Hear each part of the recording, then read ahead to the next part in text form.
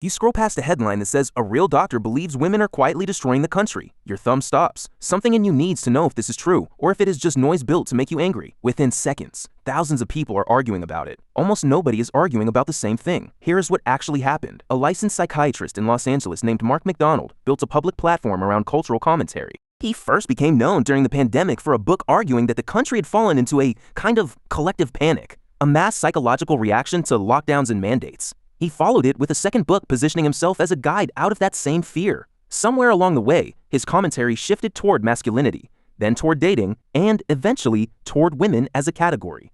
In one widely shared essay, he argued that many American women have become unfit as romantic partners, describing them as anxious, judgmental, and difficult to be around. He connected this to a broader claim that a decline in traditional femininity, paired with a decline in traditional masculinity, is quietly wrecking relationships, families, and, by extension, the country itself. Notice the credential doing quiet work in the background. He is not labeled as a podcaster, or a commentator, or a men's rights blogger. He is labeled doctor, and a medical title changes how a claim lands, even when the claim itself is really just an opinion about culture. The internet did what the internet does. Supporters treated it as a doctor, finally saying the quiet part out loud. Critics, including other psychologists, called it something closer to old-fashioned sexism wearing a lab coat. Neither side moved an inch. And that standoff is actually the more interesting story here, because it reveals something about how our minds process claims about entire groups of people. Let's start with the phrase doing all the heavy lifting: toxic femininity. You have probably heard its counterpart, toxic masculinity. That term has existed in something close to its current form for roughly 3 decades. Sociologists and clinicians use it to describe a specific, well-documented cluster of traits: emotional suppression, dominance, hostility, and they generally agree on what it means and where it shows up. Toxic femininity has no such agreement. Depending on who is using the phrase, it can mean at least 3 completely different things. To one group of psychologists, it means internalized misogyny, women pressured to shrink themselves, apologize for their needs, and perform likability at their own expense. To another group, it means the opposite: women who use charm, manipulation, or social status as a weapon against other women or against men. And to a third group, largely made up of online commentators and men's rights communities, it has become a catch-all accusation, a way to blame women collectively whenever a man feels wronged, exhausted, or replaced. 3 groups, 3 meanings. Almost no overlap. The phrase itself is barely a decade old in its current form. A social psychologist first popularized it around 2018, describing pressures like being pushed toward makeovers a girl never asked for, or being told that not wanting children makes her less of a woman. That was the original meaning. Femininity as a cage, not a weapon. But the phrase did not stay still.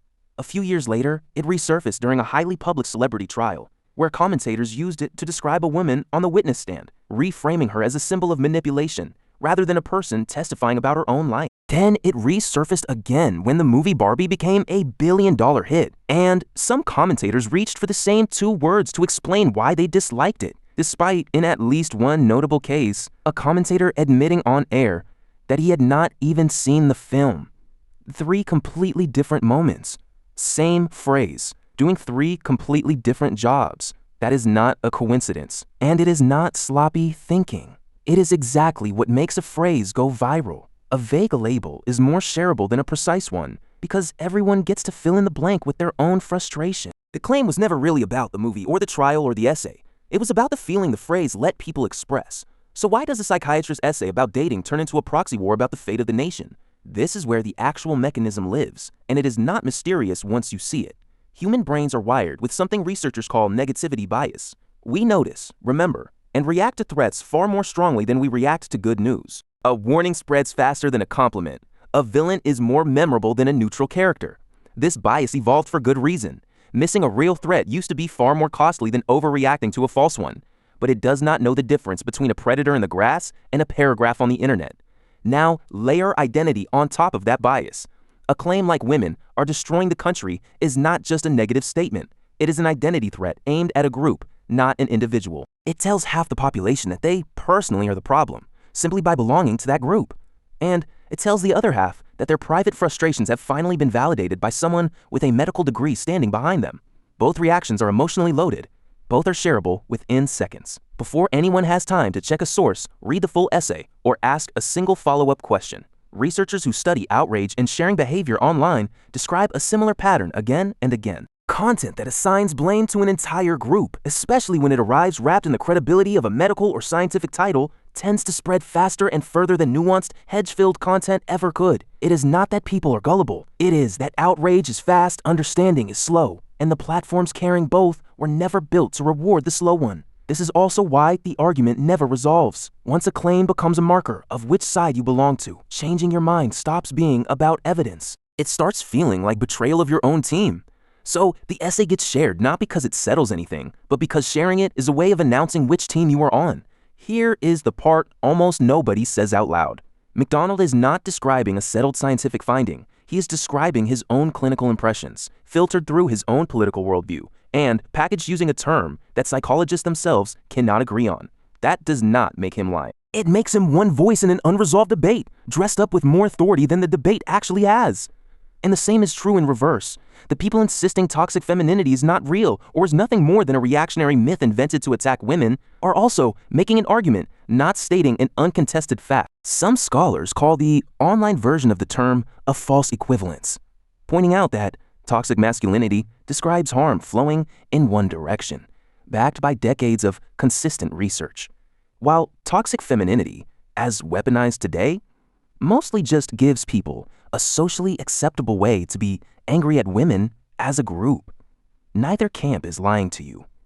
Both camps are doing what humans have always done with an unresolved cultural argument, reaching for the version of the story that lets them feel certain in an uncertain moment. So what do you actually do with a claim like this the next time it crosses your feed?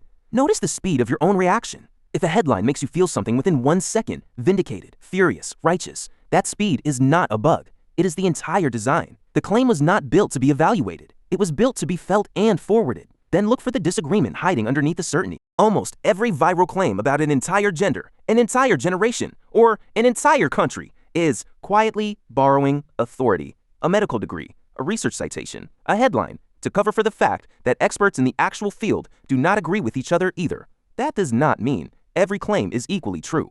It means the loudest, most confident version of a claim is often the least examined one, not the most, and it applies far beyond this one controversy. Swap out the word women for men, for an entire generation, for an entire political side, and the pattern holds.